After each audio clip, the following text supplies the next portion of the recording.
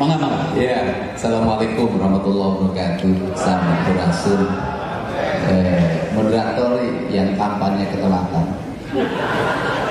Karena kampanye kan dulu waktu muda, sekarang udah telat dibilang tampan. Pak Rektor, Pak Dekan dan semua yang hadir. Sebenarnya kuliah budaya saya sudah tadi sama puisi itu. Saya nangis gitu dengar itu. Nangisnya ada dua hal di situ. Yang pertama adalah menyampaikan tentang nyambat, kata orang Sunda itu nyambat karupun. Nah, ini karupun ini menjadi problem tersendiri dalam hampir 30 tahun ke belakang. Karena ketika bicara karupun itu selalu diidentikan dengan kemusyrikan, kekafiran, keterbelakangan, ketertinggalan. Nah, kalau kita sudah ingin meninggalkan karupunnya, saya meyakini bangsa tidak akan punya masa depan. Karupun itu kan nilai masa lalu orang tua kita dulu, kakek orang Sunda itu tingkatannya banyak. Itu kayaknya bahasa Sunda dibanding bahasa lain ya. Coba bayangin, aki, nini, uyut, bau, jangawareng, udeg-udeg, kaisiwur. Panjang Pak. Bahasa Indonesia mah hese, kakek, nenek, buyut, udah selesai. Makanya jangan terlalu banyak dipakai itu bahasa, nanti takut cepat selesai. Nah, apa artinya bahwa manusia itu tidak akan pernah terpisah dengan masa lalunya. Karena manusia tidak akan terpisah masa lalunya, maka dia akan memiliki hubungan sampai kapanpun bagi mereka yang ingin meletakkan itu dalam kerangka hidupnya. Maka Indonesia itu dulu Nusantara itu daerah-daerah, wilayah-wilayah kebudayaan yang berasal dari wilayah kerajaan itu meletakkan leluhur itu menjadi fundament utama dalam seluruh aktivitas hidup. Maka memulai itu pasti dimulai dengan kalimatnya sederhana. Mipit kudu amit, ngalak kudu bebeja. Mipit kudu amit, ngalak kudu menta. NU mentradisikan itu dengan tawasul. Sunda mentradisikan itu dengan rekes, raja. Proses hubungannya sesungguhnya adalah perlawanan terhadap filsafat barat. Orang Sunda itu orang kebudayaan, bukan hanya Sunda, seluruh kebudayaan Nusantara mengajarkan bahwa manusia dengan alamnya adalah satu kesatuan sistem, satu kesatuan nilai, bagian yang tidak terpisahkan. Maka seluruh aktivitas hidupnya ketika dia berhubungan dengan kepentingan mengambil bagian dari alam, berhubungan mengambil kepentingan dari bagian dari alam, maka dia minta dulu. Maka tradisi minta itu membangun tradisi silaturahmi, yaitu tradisi saling mendekatkan. Nu jauh kurang deket, geus deket kurang lain, geus lain kurang pakeun, geus paheut sing diwanggikeun. Artinya apa? Saya datang di sini bukan untuk merusak. Saya datang di sini hanya ingin menjadi bagian. Saya ada di belantara ini, tidak ada satupun saya ingin merusak belantara ini. Saya hanya ingin menjadi bagian dari belantara ini. Karena dia ingin menjadi bagian, maka dia bagian yang tidak terpisahkan. Maka dia berserah. Maka kalimatnya sederhana. Maka nyangakeun beuheung teu-teukeun ti koro gorokeun suku genteng blokeun. Nah, Bapak tahu urusan ini. Nanti jelasin lagi dalam kuliah berikutnya. Siap. Nanti ada kuliah khusus. Nah, kemudian bentuk penyerahannya itu maka disimbolisasikan dalam bentuk sasajen. Sasajen itu susubuh. Apa itu sasajen? Susubuh itu adalah persembahan sebagai bentuk penghormatan, bukan penghambaan, penghormatan. Maka nyangakeun buku salamar getih satetes, maka itu disimbolkan dengan bunga yang 7 rupa. Kemudian puncak dari simbol itu bagi orang Sunda itu, yang puncak tertinggi dari sesajen itu adalah ayam dibakar, jadilah bakakak. Bakakak itu lambang penyerahan diri, dia sudah berserah, sudahlah. Makanya ngakeun beuteut-teuteun di korok-korok suku bentek pulokeun, terus hilanglah pengakuan dalam dirinya, kesombongannya tidak boleh ada. Nyangakeun abdi mah teu bodoh-bodoh acan, sederhana kan. Celik putih celak heran cak bulan 14 jalan gede sasapon. Apa sesungguhnya? Dia lagi menceritakan diri pada semesta. Tidak ada niat jelek dalam dirinya, tidak ada sedikit pun kesombongan. Ini saya sudah berserah. Maka terjadilah hubungan emosional yang tertata dan terjaga. Dalam hubungan emosional yang tak tertata dan terjaga inilah, maka nanti manusia akan menuju pada puncaknya. Maka menuju pada puncaknya itu, dia akan menuju pada papat kalimat tunggal. Artinya dia sudah bersatu. Maka saya sejak dulu ketika saya jadi wakil bupati, jadi bupati pertama, meletakkan dasar pembangunan yang disebut visi itu. Cukup kalimat saya adalah visi pembangunan berkarakter. Sudah segitu saja. Karena apa sih ciri khas pejabat Indonesia? Ciri khas pejabat Indonesia itu bisa dilihat dari visi misinya. Yang paling aneh, setiap kampanye visinya pas, banyak banget. Mewujudkan Jawa Barat yang badatun toy batu barat untuk maksudnya beriman dan bertakwa. Saya lihat yete karya sastra apa kita novel apa visi cerain. Sebenarnya apa sih manusia berkarakter itu? Manusia berkarakter itu kata orang Jawa kan disebutnya sangkan paraning dumadi. Kata orang Sunda mah papat kalimat pancer. Papat kalimat pancer itu apa? Manusia harus bersenyawa dengan tanahnya, dengan airnya, dengan udaranya, dan dengan panas mataharinya. Maka orang yang sudah bersenyawa dengan ini, dia akan memiliki energi yang besar. Untuk apa? Untuk membangun piranti kehidupan sampai pada puncak kebahagiaan hidup. Puncak kebahagiaan hidup itu dimulai dari mana? Ya dari manusia itu secara sistemik. Maka dia pembangunan tidak boleh bertentangan dengan nilai tanahnya, pembangunan tidak boleh bertentangan nilai udaranya, pembangunan tidak boleh bertentangan dengan nilai airnya, pembangunan tidak boleh bertentangan dengan nilai panas bumi, panas mataharinya. Maka prinsip dasar saya sebagai orang Sunda, saya memandang alam ini adalah alam feminin, bukan alam maskulin. Maka karena alam feminin, kita tinggal pada sebuah alam feminin. Maka karena kita tinggal pada sebuah alam feminin, sikap kita pada alam yang kita tinggali ini, sikap kita pada alam yang kita pinjam untuk hidup kita bernapas dalam setiap waktu, perlakukanlah secara feminin.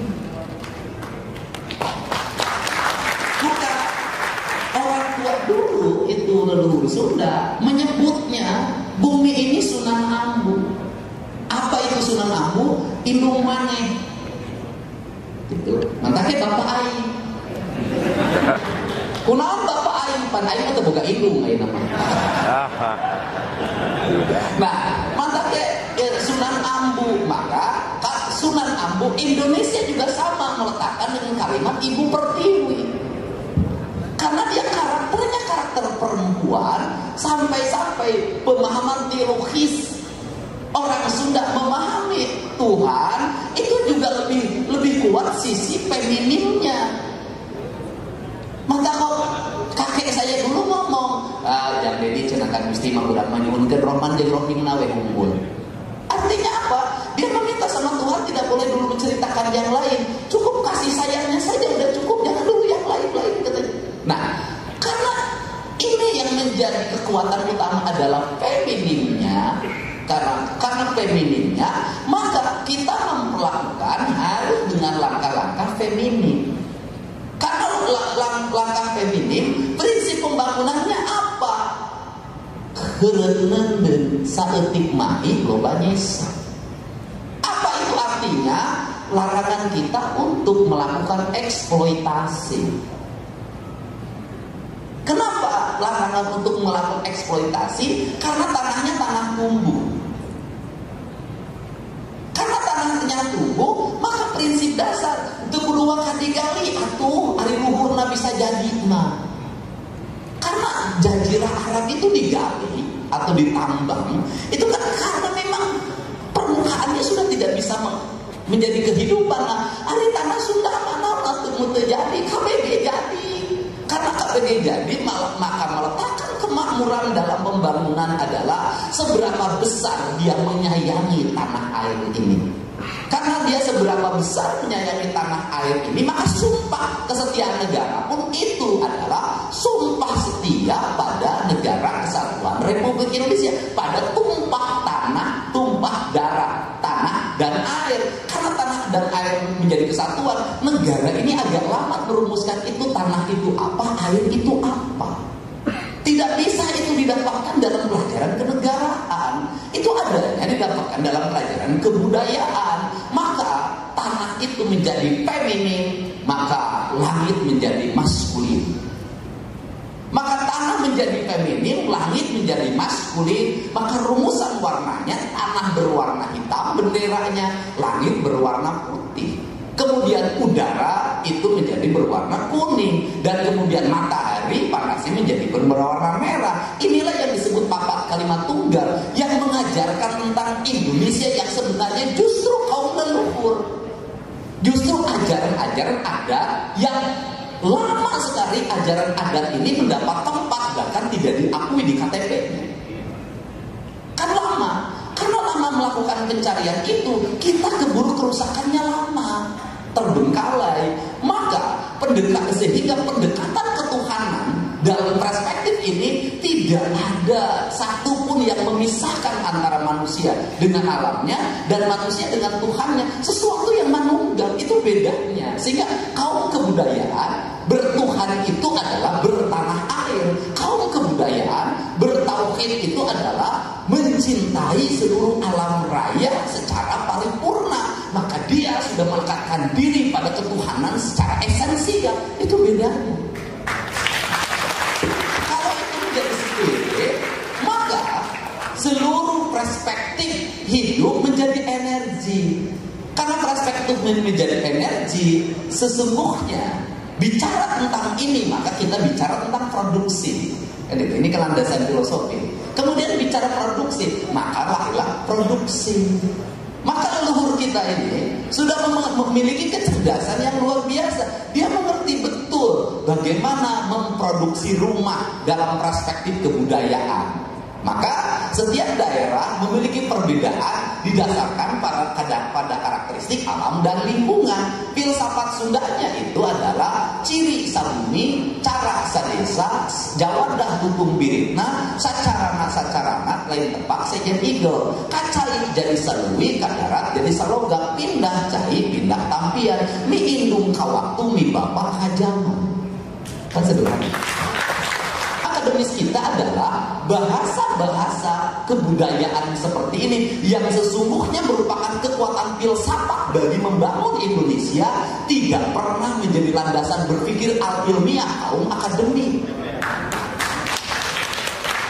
Kita langsung saja keluar terus ke Prancis, ke Yunani. Langsung saja kita ke Plato, Socrates. Pak Socrates macam pernah jadi RT di Depok. Pendekatan Plato belum tentu cocok untuk pendekatan Garut. Kenapa? Yang berguru itu kan harus pada orang yang sudah meletakkan kerangka dasar peradaban di sini. Kita tinggal menyempurnakan apa yang menjadi kelemahan leluhur kita. Kalau kita ganti judul, mengambil pada orang lain, balik hadir, yang bisa nyiaran paling pasti ada di TV. Nah ini, karena itu coba lihat, saya boleh deh melihat piranti ikat.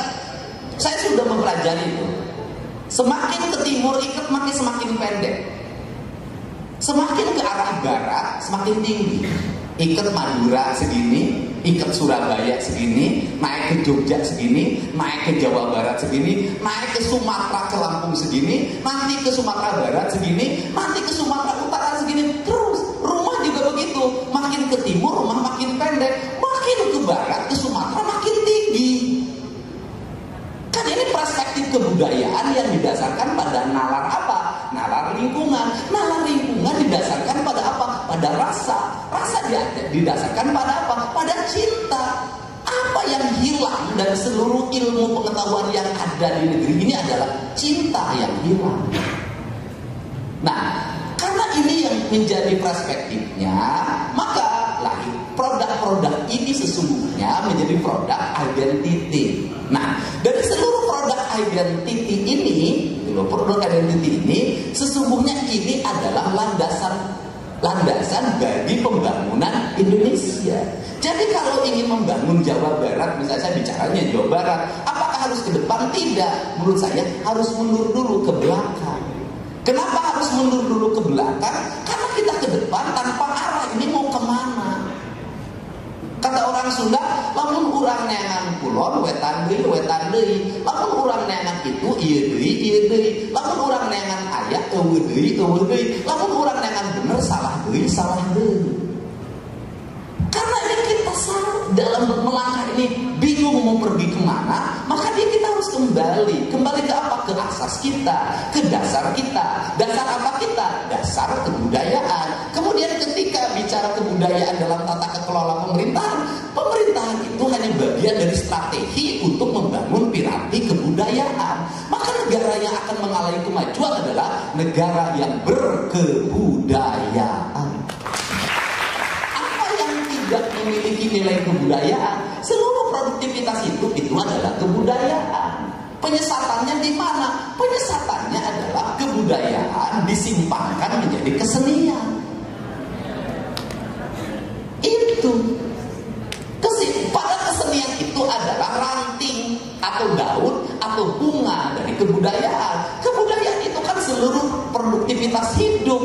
Bukankah produktivitas hidup manusia itu yang paling mendasar? Ada satu adalah bahasa kebudayaan, dua adalah makanan kebudayaan, ketiga adalah pakaian kebudayaan, yang ketiga adalah seni kebudayaan. Bukankah peradaban barat melakukan hegemoni terhadap kita sebagai bangsa Asia juga dimulai dengan hegemoni bahasa, hegemoni pakaian, hegemoni seni, hegemoni makanan? Bukankah kita adalah produk itu? Dalam perspektif saya, yang paling bergengsi itu dalam sebuah universitas adalah fakultas kebudayaan.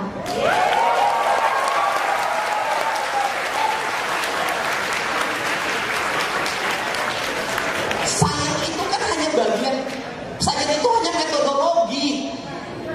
Sains itu metodologi saja.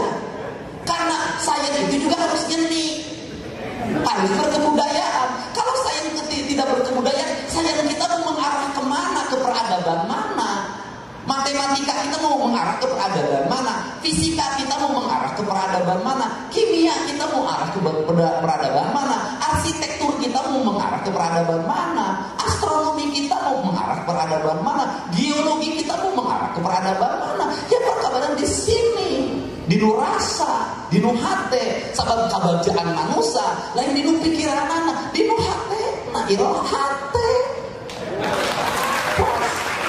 Tidaknya orang kebudayaan.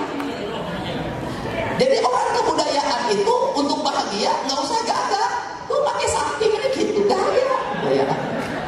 gaya apa? Itu loh. Jadi orang kebudayaan mau boga duit, itu boga duit gitu. Orang kebudayaan itu punya uang, nggak punya uang, ya begitu saja adanya, nggak kelihatan orang kebudayaan. Nah, ini perspektifnya.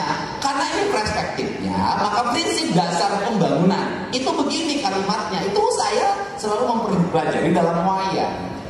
Kurang tenden dihandelun hiung desan sampelun, can kurang tunda dihanjuang siang desan bawal alalun. Parati cokot bawal diturumban kuman depu, diwadahan cukup manik astagina, dibuka gunung ngaliwat, anu weruh kasemuna, anu apal kabasana, anu rancingas racana, nu rancage hatena, putra putu 3.000 begawan sawidak 5. Apa itu artinya? Bahwa peradaban Sunda, saya kan orang Sunda memimpinnya, itu dimulai dari kurang tendendihan delengil. Apa artinya? Bahwa seluruh apa yang menjadi kekayaan alam kita, kekayaan diri kita, kekayaan lingkungan kita, kekayaan warisan kebudayaan kita, kita simpan di handelun. Artinya apa? Sembunyikan, jangan pernah diperlihatkan. Ini kan penting. Indonesia mah aneh, kapan ditembongkeun. Nah, semua diperlihatkan dari perubahan arsitektur rumah. Kan harusnya kekayaan kita tuh disembunyikan, jangan diperlihatkan. Saya yakin Amerika menyembunyikan kekayaannya. Hanya Indonesia yang diperlihatkan, mangga barade. Ingat kok, semakin diperlihatkan, semakin orang tidak akan pernah menghargai kita. Semakin perempuan mangga barade murah. Itu bisa saya tahu tarifnya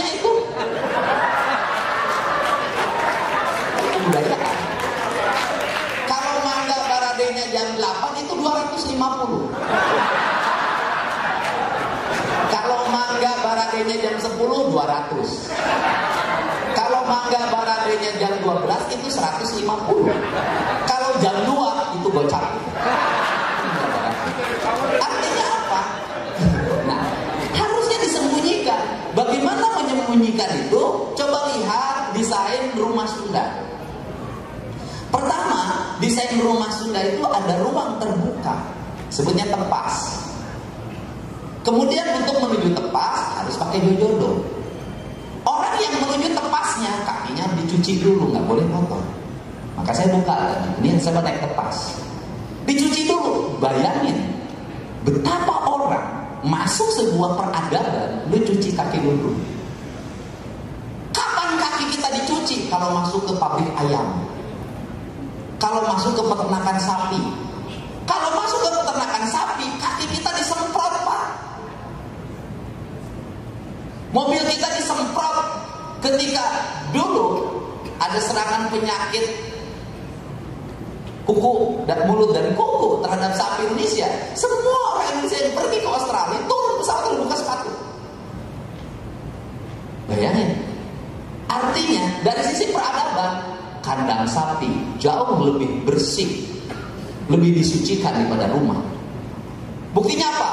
Masuk peternakan yang dikelola secara profesional, Anda harus disucikan dulu, disemprot pakai desinfektan. Tapi masuk rumah, sepatunya langsung masuk. Berarti kita ini lebih melindungi peternakan ayam dibanding keluarga kita. Yang kedua, di ruang tepasnya itu adalah ruang yang terbuka, semua orang bisa melihat. Semua orang bisa, dia terbuka. Kenapa? Ini ruang terbuka. Ruang tengah adalah ruang yang dilindungi. Maka ditutup oleh pintu. Di atasnya itu dikasih dua jenis barang, yaitu bawang putih dan cabai merah. Dulu tahun 60-an sebutnya musir, duri, kuris. Tapi dalam perspektif saya, sesungguhnya orang tua kita lagi meletakkan bahwa tidak boleh ada unsur-unsur yang memiliki peredaran yang cepat dalam bentuk virus yang masuk ke ruang tengah. Maka ruang tengah menjadi ruang keluarga yang privasi dilindungi, yang masuk hanya keluarga. Setelah itu ada, tetapi anak-anak itu tinggal pada sebuah ruang tengah, dia tidur bersama. Kamar hanya dua, kamar ibunya dan nanti kamar calon pengantin kakak-kakaknya. Masuk dulu ke situ, setelah itu pindah. Bagaimana kebersamaan dibangun? Kemudian luasnya di mana? Di dapur. Kenapa dapur luas? Karena tempat interaksi, makan di situ, sendaguro di situ, seluruh kekayaan di situ. Di mana letak ruang spiritualnya?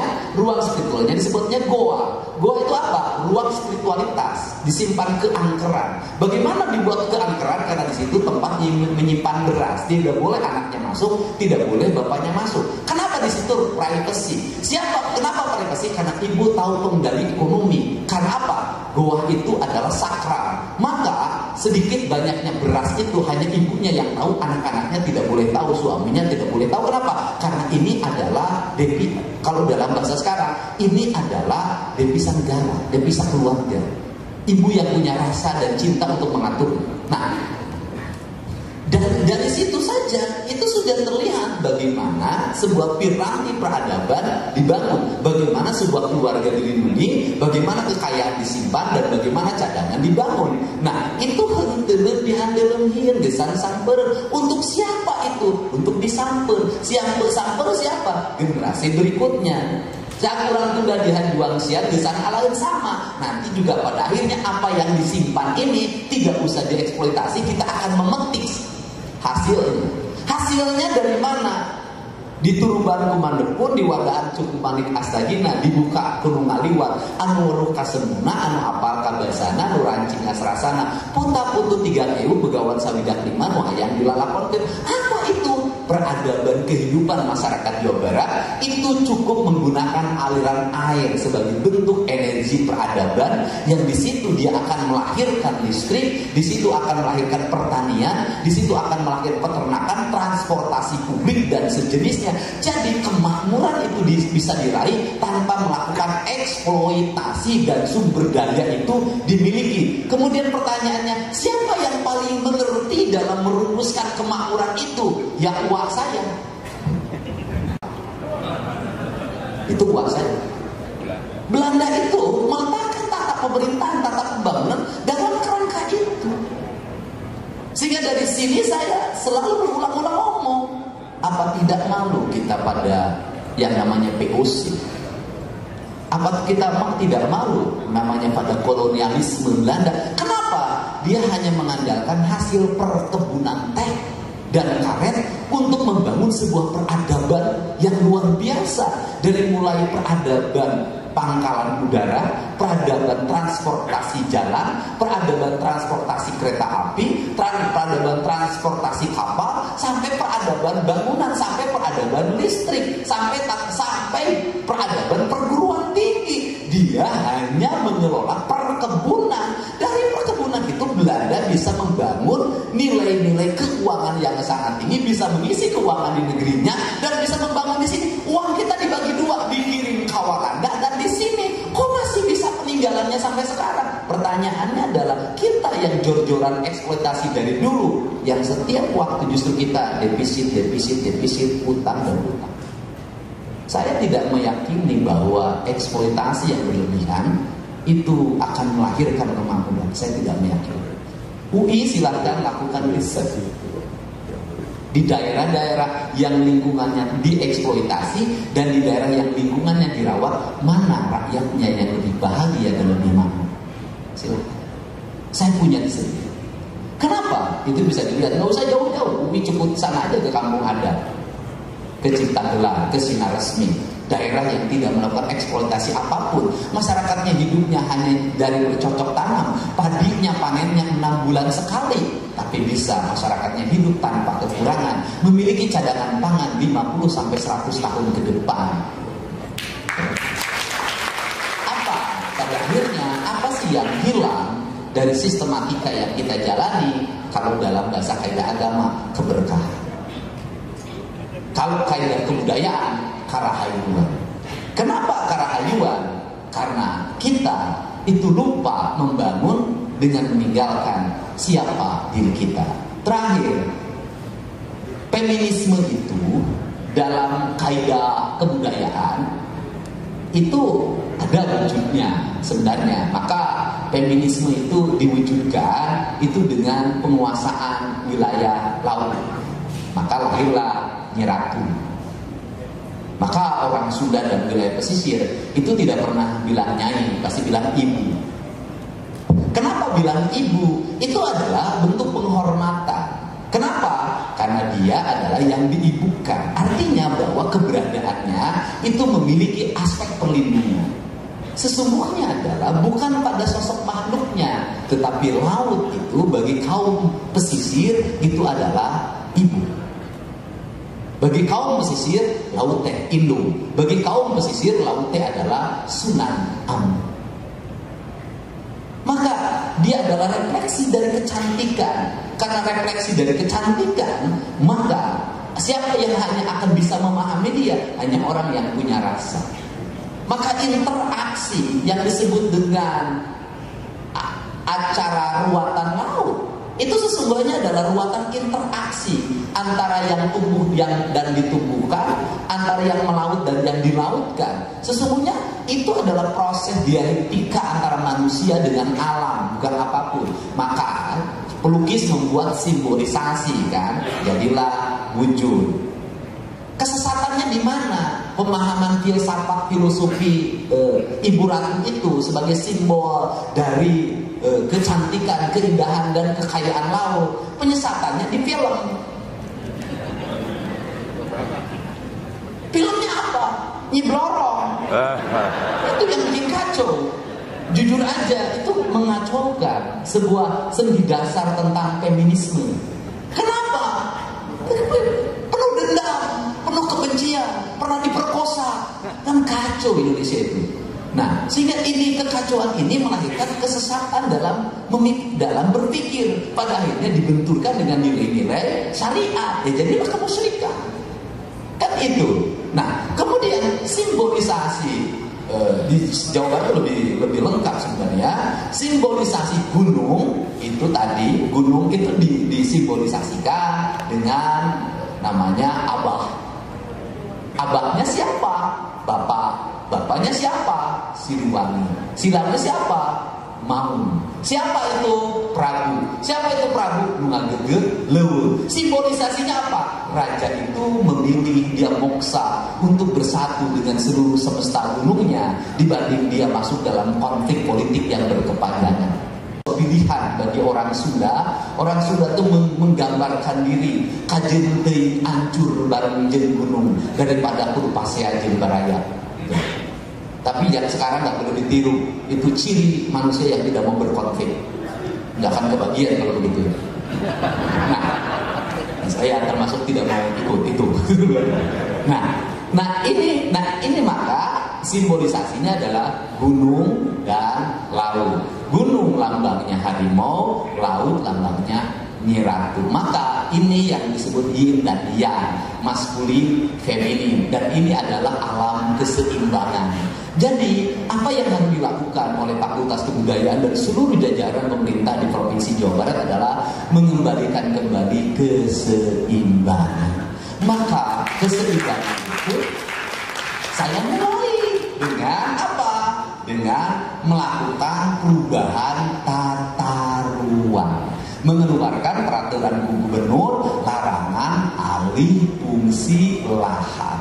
Karena saya melakukan keseimbangan. Tetapi karena alamnya alam pancaroba, maka pamimpin teh lamun dihareup kudu jadi panuntun, di tukang kudu jadi nungadorong, gitu kan. Digigir kudu jadi pamanggul. Apa artinya? Maka saya harus tampil untuk melakukan action secara personal. Karena apa? Karena anggarannya tidak ada. Kalau rapat dulu tidak akan pernah beres. Maka saya turun untuk bongkar.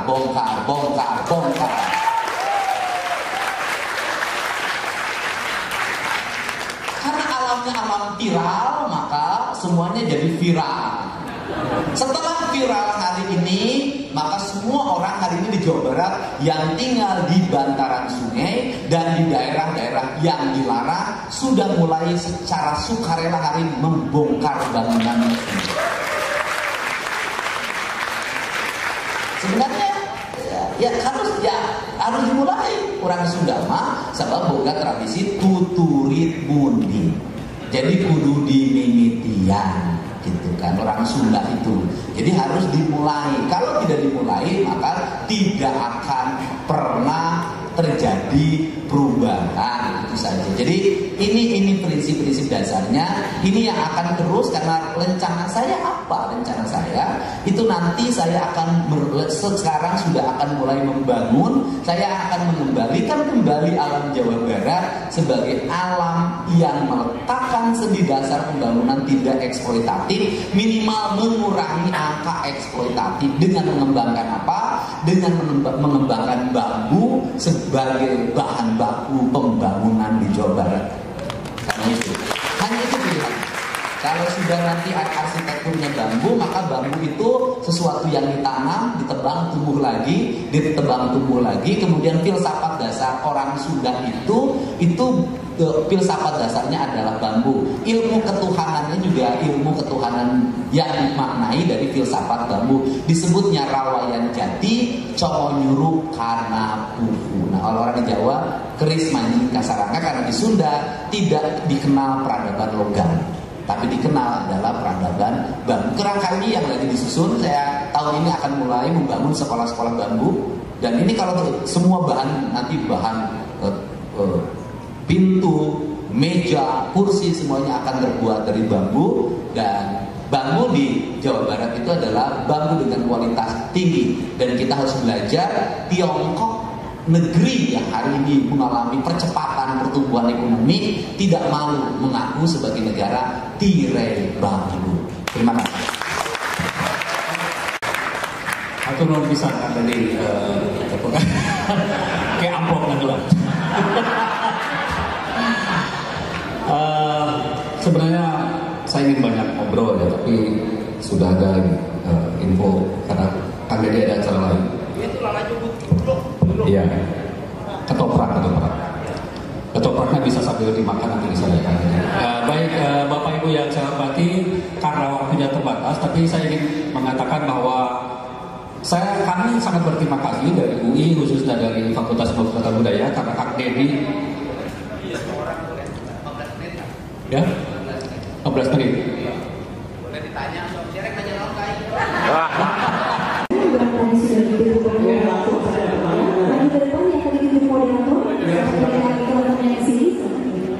Sebutkan nama kemudian. Sampurasun. Selamat siang Bapak Ibu semua, sekaligus kakak yang pada hari ini hadir di pertemuan kuliah umum. Perkenalkan saya Tia Jaya Putri selaku siswi SMK. Di sini terima kasih Ibu atas waktu dan juga kesempatan yang diberikan pada saya. Di sini saya tertarik pada topik keterkaitan antara nilai budaya dan partisipasi aparatur sipil negara atau ASN, yang mana sepengetahuan saya untuk pertanyaan saya sendiri, sejauh mana budaya-budaya terutama di Jawa Barat itu tercermin atau diterapkan pada budaya kerja ASN di lingkungan pemerintah Provinsi Jawa Barat, dan apakah ada pelatihan, kebijakan atau program formal yang secara khusus menginternalisasi budaya Sunda pada budaya kerja ASN tersebut? Ya, baik, aku dong ya. Silakan. Terima kasih atas kesempatan ini. Saya seorang mahasiswi dari FIB UI dan saya ingin fokus pada satu hal saja. Nama saya Aisyah. Saya ingin fokus satu hal saja mengenai pembangunan kota-kota di Jawa Barat. Itu mengenai transportasi dengan kendaraan pribadi. Saya rasa itu adalah bentuk eksploitasi akan budaya nyata, mau itu dalam bentuk penyebab polisi atau dari BBM yang dipakai. Di Bandung itu tempat keluarga saya itu sebuah macet di Jakarta saya melihat bagaimana inovasi teknologi dan nilai-nilai budaya itu dipadukan untuk beralih ke budaya yang lebih tertib, lebih mawas kebersihan dan lebih melestarikan lingkungan. Saya melihat itu dari contoh saja Jakarta melalui sarana dan prasarana transportasi umum yang sudah diperbaiki dari gubernur yang sebelumnya dan gubernur yang sebelumnya lagi. Itu proses yang panjang. Nah, saya lihat bagaimana di salah satu Jakarta itu intinya saya melihat bagaimana kalau kita ingin bicara mengenai budaya itu pasti diawali oleh mentalitas kita sebagai individu dan masyarakat. Ya, jadi tapi begini, selain mentalitas yang bisa diubah, itu juga ada pertanyaan saya adalah apakah yang menjadi hambatan dari segi struktur atau tata kelola pemerintahan yang dihadapi oleh kota-kota di Jawa Barat? Kang Dedi melalui kebijakannya melarang siswa untuk motor ke sekolah, saya rasa itu sudah cukup karena selain mentalitas harus juga ada struktur yang mengikuti. Udah, oke. Pertanyaannya udah pahami. Jadi pertanyaannya adalah hambatan secara struktur. Oke, terima kasih. Saya Mama Solika, mahasiswa S3 Ilmu Linguistik. Jadi saya mau tanya satu pertanyaan. Bagaimana jika kearifan lokal itu berbenturan dengan nilai ekonomi? Jadi secara budaya mungkin itu tidak bijaksana, tapi secara ekonomi banyak sekali suara yang mengatakan bahwa ini pembangunan untuk ekonomi. Jadi intinya sudah terjadi pembangunan atau bahkan sudah terjadi kerusakan. Padahal misalnya kami dari Fakultas Ilmu Budaya sudah memberikan pendapat. Ya, baik, sekian pertanyaan. Sesungguhnya adalah piranti yang hidupnya secara berkomunitas. Maka komunitas-komunitas itu dulu disusun lewat perkampungan, padukuhan. Jadi itu karena hidupnya berkomunitas, maka pola komunitas itu sesungguhnya pola yang efektif dan pola masa depan. Karena ini adalah pola yang efektif, pola masa depan, itu bisa dibuktikan bahwa Jakarta yang dulu mengajarkan tentang perseorangan itu dilahirkan dari karena Jakarta dulu ibu kota negara dan di situ memiliki pengaruh peradaban dari barat, maka mengarah pada individualistik karena sebuah komunitas dari berbagai daerah secara personal hidupnya di situ. Tetapi pada akhirnya hidup personal itu melahirkan kepusingan pengelolaan pemerintah. Mobil personal menimbulkan kemacetan, motor personal melahirkan kemacetan. Pada akhirnya orang itu hidup bahagia itu berkomunal, berkomunitas. Maka perkampungan, maka misalnya transportasi publik adalah menjadi jawaban bagi penyelesaian problem lingkungan. Kan itu sebenarnya. Maka di situ ada dua hal. Satu, pengurangan emisi. Kemudian yang kedua adalah membangun efektivitas. Yang ketiga juga mengurai kemacetan. Kemacetan itu mengurai depresi. Harus dimulai dari mana? Harus dimulai dari pola hidup sejak kecil. Maka saya keluarkanlah kebijakan untuk anak-anak sekolah yang di bawah umur ya ke sekolah jalan kaki, manakala masih bisa ditempuh dengan berjalan kaki. Kalau tidak bisa maka menggunakan angkutan umum. Kan sebenarnya saya ngajarin itu. Nah, Indonesia ini kan mengalami problem yang luar biasa. Karena frame publiknya sudah dicuci lewat film, lewat drama dan sejenisnya. Menganggap ketika saya punya kebijakan jalan kaki, maka ada tulisan posting komen, Deddy Mulyadi mengajarkan orang kembali ke zaman batu.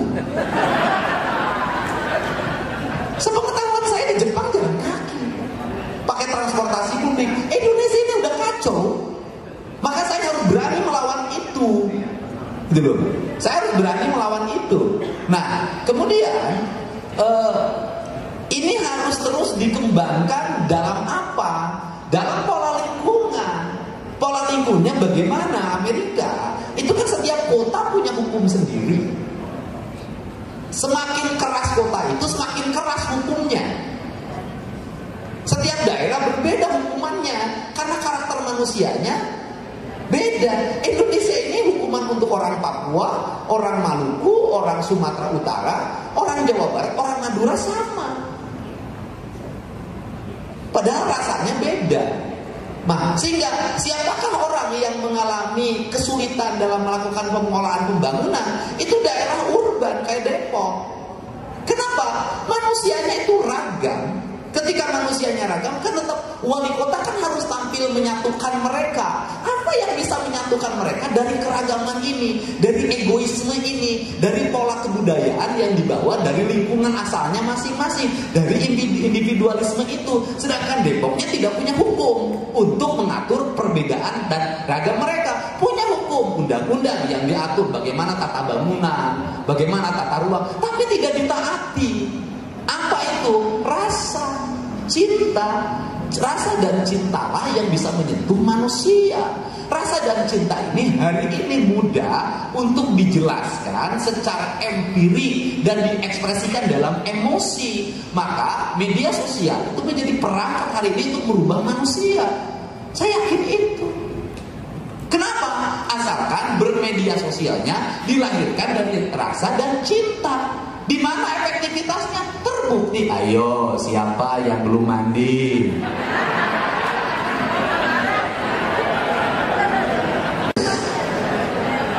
Ayo, siapa yang susah makan, yang melawan sama mamah dan papahnya? Ayo, siapa yang jajan terus? Kalau tidak nurut, nanti Pak Gubernur datang ya. Saya bawa lo ke barak militer.